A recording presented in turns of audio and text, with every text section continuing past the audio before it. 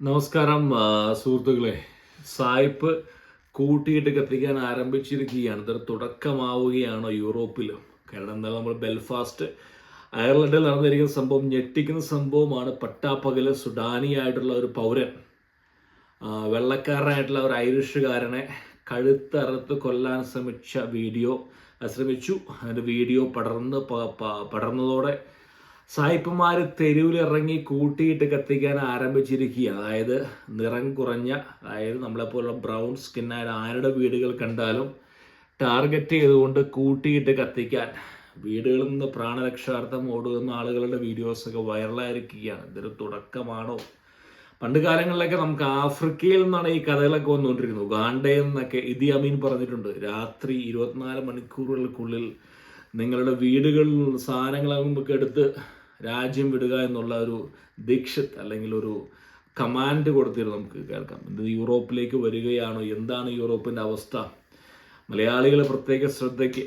കാരണം കാര്യങ്ങൾ അത്ര ശുഭകരമല്ല യൂറോപ്പിൽ. ഇനിയും കലാപം, ഈ കൊള്ളിവെപ്പ് കലാപം എന്നൊക്കെ പറഞ്ഞാൽ നമ്മൾ കേട്ടുകേൾവിയേ ഉള്ളൂ. പക്ഷേ പെട്ടെന്നൊരു കൂട്ടം ആളുകൾ വരുന്നു, മുമ്പിൽ കാണുന്നതെല്ലാം അഗ്നിക്കിരയാക്കുന്നു.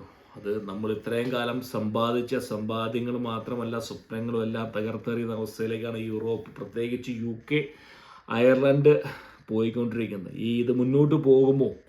പേടിക്കേണ്ടതുണ്ടോ? പേടിക്കണം.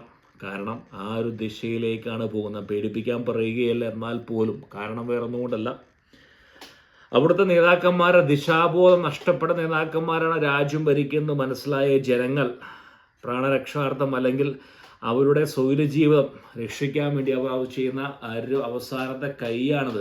ഇത് തുടർന്നുകൊണ്ടേയിരിക്കും. കാരണം UK ആയാലും ബ്രസൽസ് ആയാലും പിന്നെ ഫ്രാൻസ് ആയാലും സ്പെയിൻ ആയാലും ജർമ്മനി ആയാലും ഒരേ ദിശയിലേക്കാണ് പോകുന്നത്. ജനങ്ങളുടെ, അവിടുത്തെ തദ്ദേശീയരുടെ വാക്കുകൾ ചെവി കൊള്ളാത്ത ഒരു കൂട്ടം സർക്കാരുകളാണ് അവിടെ ഭരിക്കുന്നത്. ജനങ്ങൾ മടുത്തിരിക്കുന്നു.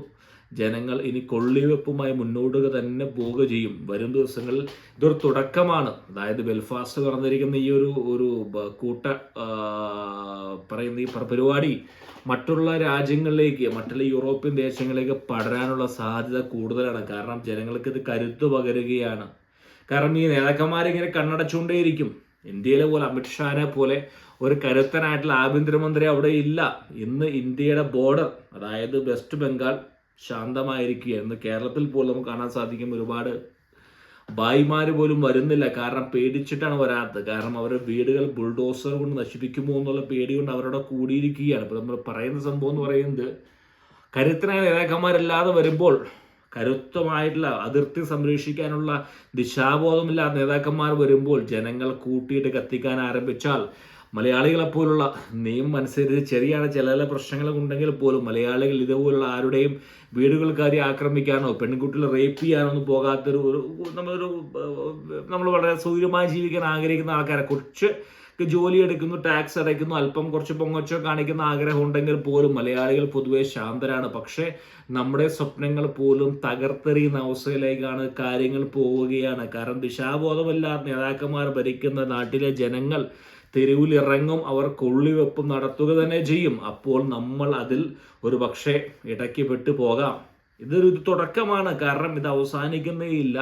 ഞാൻ വാക്കുകൾ വീണ്ടും പറയുന്നു, ഇത് പടരുക തന്നെ ചെയ്യും. ഇനിയും പല രാജ്യങ്ങളിലേക്കും കരുതിയിരിക്കുക.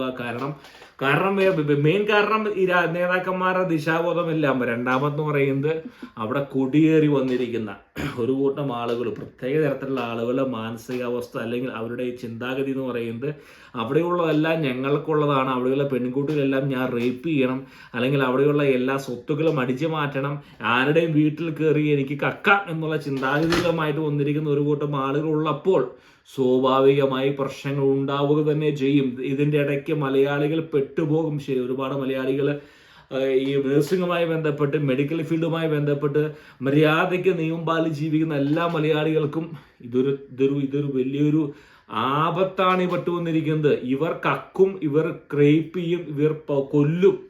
തിരിച്ചടിക്കാൻ സായിപ്പുമാരും ഒരുങ്ങിയിരിക്കുമ്പോൾ ഇടയിൽ പെട്ടു പോകാമെന്ന് മലയാളികളാണ്. നിങ്ങളിനി സ്വത്തുക്കൾ വാരിക്കൂട്ടുക, അല്ലെങ്കിൽ നിങ്ങൾ ഇനി പണം ഇൻവെസ്റ്റ് ചെയ്യുമ്പോൾ സൂക്ഷിക്കേണ്ടിയിരിക്കുന്നു. കാരണം അത്ര ശുഭകരമല്ല ഈ പറയുന്ന രാജ്യത്തിലെ അവസാനം. അത് അവസാന ഒരു ശ്രമം എന്ന നിലയ്ക്കാണ് സായിപ്പ്മാര് കൊള്ളിവെപ്പിലേക്ക് ഇറങ്ങിയിരിക്കുന്നത്. കാരണം കൂട്ടിയിട്ട് കത്തിക്കുകയാണ്. ഇന്ത്യക്കാരും അല്ലെങ്കിൽ ബ്രൗൺ സ്കിൻസിന്റെ എന്ത് കട കണ്ടാലും സായിപ്പ്മാര് നോർത്തേൺ അയർലൻഡിൽ ആരംഭിച്ചിരിക്കുന്നു.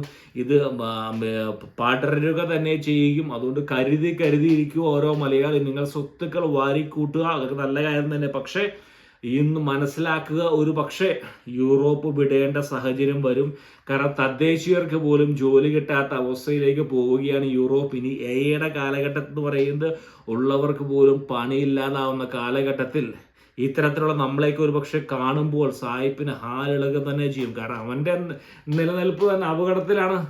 അപ്പം അതുകൊണ്ട് ഞാൻ പറയാൻ ഉദ്ദേശിക്കുന്നത് വെച്ചാൽ, ദിശാബോധമില്ലാത്ത നേതാക്കന്മാർ ഭരിക്കുന്ന രാജ്യത്തെ ഈ പറയുന്ന കൊള്ളിയപ്പ് തുടരുക തന്നെ ചെയ്യും. അതുകൊണ്ട് കരുതിയിരിക്കുക ഓരോ മലയാളിയും.